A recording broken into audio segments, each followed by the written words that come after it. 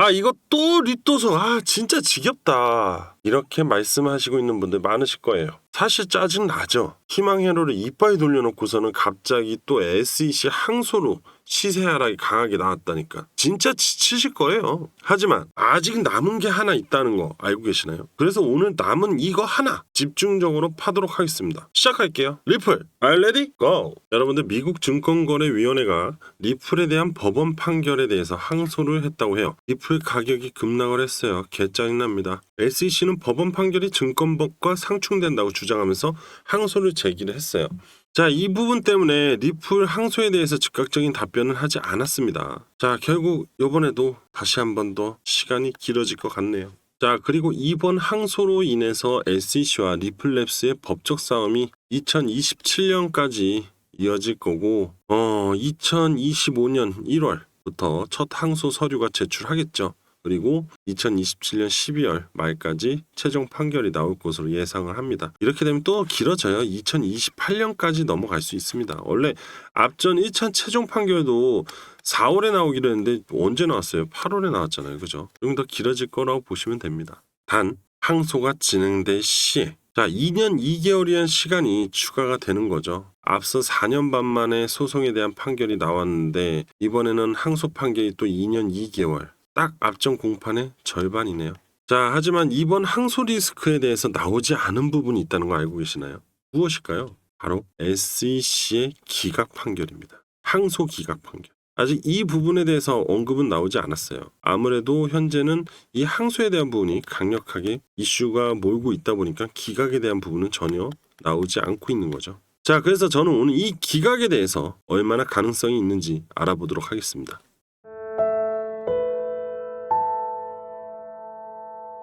자, SEC가 리플 판결의 중간 항소를 기각을 했다고 합니다.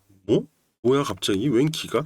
자, 바로 작년에 보도가 된 겁니다. 자, 이건 뭘 얘기를 하냐? 판례죠. 사례를 먼저 말씀을 드리는 겁니다. 앞전 SEC와 XRP 간에 한 번의 기각이 있었다는 거. 정말 중요할 겁니다. 이제 앞으로 나올 부분에 대해서. 자, 2023년 7월 SEC와 리플 간의 소송에 대한 중요한 판결이 나왔었어요. 이 판결에서 법원은요, 리플이 XRP가 증권으로 간주되지 않았다고 했습니다. 하지만 SEC는요, XRP가 리플 사업에 대한 투자로 간주되어야 하고 따라서 증권으로 등록이 되어야 한다고 주장을 했어요. 법원은 결국 받아들이지 않았습니다. SEC가요, 결국 항소를 했어요. SEC가 XRP 토큰의 증권법 위반 소지에 대한 실질적인 근거를 제시를 못했다 하면서 법원이 기각을 날립니다. 기각! 왜? 근거를 제출하지 못했기 때문에. 그죠? 이게 가장 중요한 겁니다.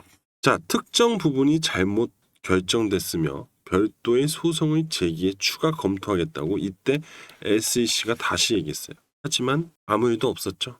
자, 그리고 SEC와 가상자산 거래소인 바이낸스나 코인베이스하고 진행 중인 소송도 이것 때문에 또 영향을 받을 거라고 지금 다들 예상을 하고 있는데 저는 이미 영향을 받고 있다고 보고 있어요. 그럼 이 사례들도 한번 볼게요. 바이낸스를 한번 볼까요? 자, 이 사건 되게 어이가 없습니다. SEC가 바이낸스를 미등록된 증권거래소로 운영이 되고 있다고 얘기를 해요. 자, 해외 거래소를 좀 아시는 분들은 바이낸스가 미등록 증권거래소라고? 이럴 거예요. 일단 미등록 아니죠. 증권거래소 아니죠. 근데 SEC는 무슨 어이없는 주장을 하고 있는 걸까요? 자, 이 근거 제시했을까요? 아니죠. 그죠? SEC가요, 바이낸스가 고객에게 제공하는 서비스와 거래되는 암호화폐가 증권의 정의에 해당이 된다고 주장합니다. 자, 주장은 좋아. 그럼 입증을 해라. 입증했을까요? 아니죠. 그래서 법원은요, SEC가 일부 요청한 부분에 대해서 뭘 했냐? 기각을 날려버립니다. 또 기각이네요. 자, 앞에서도 기각, 이번에도 기각. 자, 그렇게 하면서 입증을 못하니까 이 SEC가 어이없는 짓을 합니다. 일부 가상자산에 대한 증권성 입증을 포기하겠다. 이게 무슨 말인가요? 코에 걸면 코걸이, 귀에 걸면 귀걸이. 결국 SEC는요, 지금 본인들이 갖고 있는 권력을 남용하고 있는 중이다. 법원은 이걸 알고 있다는 거죠. 그래서 기각이 나오는 거예요. 자, 이번 리플과 SEC, 저는 그저 시간 끌기라고밖에 안 보여요. 그럼 뭐예요? 또 권력 남용이죠. 그죠? 자, 이거 입증할 수 있을까요? 그동안도 입증 못했는데. 자, 저는 기각의 결과가 나올 것으로 보고 있습니다. 자, 그럼 항소가 기각이 될 요인들이 어떤 거가 있는지 좀 알아볼까요? 그럼 시작해 볼게요. 첫 번째로 법적 근거의 부족이에요. 이게 뭐냐면 SEC가 제기한 주장이나 증거가 법적으로 충분하지 않거나 설득력이 없을 경우 기각이 됩니다. 두 번째로는 관할권 문제예요. 항소 법원이 사건에 대한 관할권이 없을 수도 있고 SEC의 주장이 해당 법원이 다룰 수 있는 범위를 벗어나는 경우 기각이 될 수도 있어요. 사건의 범위가 이 법원을 넘어설 경우는 기각이 될 수 있다는 거죠. 또 세 번째로 절차적 결함. 항소가 적법한 절차를 따르지 않았거나 제출한 기간 내에 이루어지지 않을 경우 기각이 될 수 있겠죠. 하지만 요 세 번째는 아니겠죠. 자, 네 번째. 명백한 오류가 없을 때 하급 법원의 판결에 명백한 오류가 없다고 판단이 되면 SEC 항소가 기각이 될 수 있습니다. 당연하죠.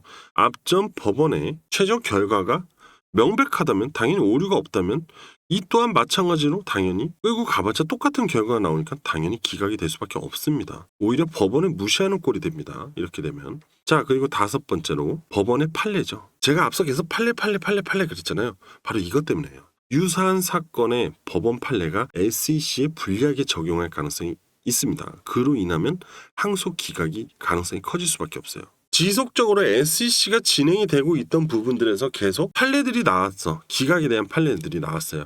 그럼 결국 이 리플에 대한 부분도 판례를 적용을 해서 기각이 될 수 있다는 거죠. 심지어 앞전에 SEC와 XIP에 대한 기각이 나온 적도 있죠. 이런 부분들이 기각으로 갈 가능성이 굉장히 높습니다. 자, 이렇게 다섯 가지 요인들이 있을 경우 이번 항소는요, 기각이 될 가능성이 높습니다. 그중에 첫 번째, 법적 근거 부족. 이 부분, SEC가 가장 불안한 부분. 리플은 이 점을 또 공략할 수밖에 없다는 거. 뭐예요? 근거, 증거, 주장하는 부분에 대한 증거가 부족하기 때문이죠. 그죠? 자, 4년 반 동안 찾지 못한 걸 지금 와서 찾았다고 할 수도 없을 겁니다. 그죠? 오히려 그게 더 의심스럽죠. 다섯 번째, 유사 판례로 인한 기각이 될 수도 있습니다. 계속 판례들이 발생이 됐으니까. 그죠? 그러니까 지금 기각의 가능성이 상당히 높은데 막 항소 이슈가 터지니까 기각에 대한 생각이 지금 아직 안 하고 있는 거고 보도가 되고 있지 않지만 이제 보세요. 조금 있으면 기각 얘기가 나옵니다. 자, SEC 캔슬러 망할 놈만 잘해봐. 기각이 되는지 안 되는지. 여러분들 항소 짜증나는 이슈 기각으로 이제 덮어버리고요. 좋은 소식으로 전해드릴게요. 자, 그러면서 기대감을 프레시하게 한번 키워볼까요? 자, 여러분들 뭐가 나왔을까요? 바로 리플 ETF 소식입니다. 비트와이즈가요, 미국 SEC에 XRP 현물 ETF 상장을 위해서 S-1 신청서를 제출했다고 해요. 앞전 그레이스케일은 기관용 ETF면 이번엔 일반 현물 ETF예요. 상당히 기대가 되는 리플에 대한 이슈겠죠. 그리고 리플이 두바이 금융서비스청 라이선스도 받았어요. 아랍에미리트 내에서 블록체인 기반 결제 서비스 기업으로 자리 잡게 되었다고 해요. 자, 리플의 실질적인 가치에 대해서 인정을 받았다는 점이죠. 이제 리플은 실질적인 토큰 기업이 돼버린 거예요. 앞으로 리플은요, 글로벌 금융에 더 다가갈 것으로 기대감이 생겼다고 볼 수 있겠죠. 이런 부분들 때문에 비트와이즈, 미국에서 XRP 상장 지수펀드 ETF 신청을 제출할 수밖에 없고 앞으로 다른 기업들, 자, 블랙록도 있습니다. 블랙록도 분명히 움직일 겁니다. 이러한 호재로 리플이 10월 옥토버 상승장을 맞이할 수 있을 거다고 주목을 받았습니다. 하지만 이 망할 항소가 갑자기 티 나오는 바람에 좀 10월이 아쉬운 상황일 수 있지만 뭐 10월에 기각 이슈가 나오게 되면 리플 다시 날개 달고 달리라는 법 없을 거예요. 그죠? 10월 한번 기다려 보자고요, 여러분들. 자, 이거 한번 주목하도록 하겠습니다. 블랙록 다시 나왔죠? 블랙록과 피델리티가 비트코인 선물 ETF가 지난 10년간 출시된 ETF 중에서 자산 기준으로 상위 10위 안에 들었다고 합니다. 어마어마한 거죠. 생긴 지 1년도 안 된 이 ETF가 자산 10대 펀드 10위 안에 들었다. 기가 막힌 얘기죠. 자, 이 두 ETF는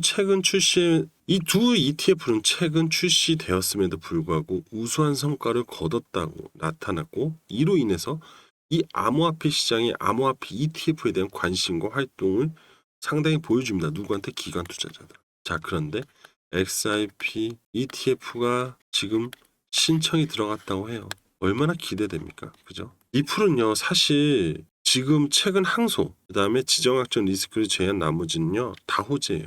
앞으로 암호화폐 시장도 다 호재밖에 없어요. 그래서 제가요 앞으로 남은 호재들로 상승이 도모할 코인을 하나 준비했습니다. 뭐 이걸로 인해서 지금 리플이 저점이 형성할 때 뭐 이 코인으로 수익을 본 다음에 추가 매수하셔도 되고, 아니면 뭐 이 코인으로 경제적 자유를 또 얻을 수 있기 때문이에요. 왜? 수익률이 어마어마합니다. 자, 지금 바로 공개할게요. 낮아진 이자율은 암호화폐를 포함한 다양한 투자 시장에 파장을 일으킬 수 있고요. 유동성과 투자자의 관심을 증가할 가능성이 커지고 있는 중인데요. 특히 민코인 분야에서 새로운 기회가 생겨나고 있다는 거 알고 계시나요? 앞전에 비트코인 ETF, 이더리움 ETF 승인에 대한 이슈로 엄청난 민코인들의 상승이 나왔잖아요. 그죠? 여러분들 너무나 다 잘 알고 있으실 겁니다. 자, 우리가 잘 알고 있는, 너무나 잘 알고 있는 큰 상승을 보여주었던 시바이누 코인, 수백만 배 상승을 보여줬죠. 400만 원 투자로 1조 원까지 벌었다는 사례도 나왔어요. 민코인의 가장 큰 장점이 뭐예요? 소액으로 엄청난 수익을 얻어낼 수 있다는, 이게 엄청난 장점이죠. 자, 그리고 도지코인 너무나 잘 알죠? 한때 민코인의 원조였죠. 그리고 일론 머스크의 코인이라고 불렀죠. 3년 홀딩에서 419배를 벌었다. 그리고 인생 역전을 했던 사례들이 가장 많이 나왔던 민코인이죠. 자, 그리고 페페코인, 개구리 코인으로 유명한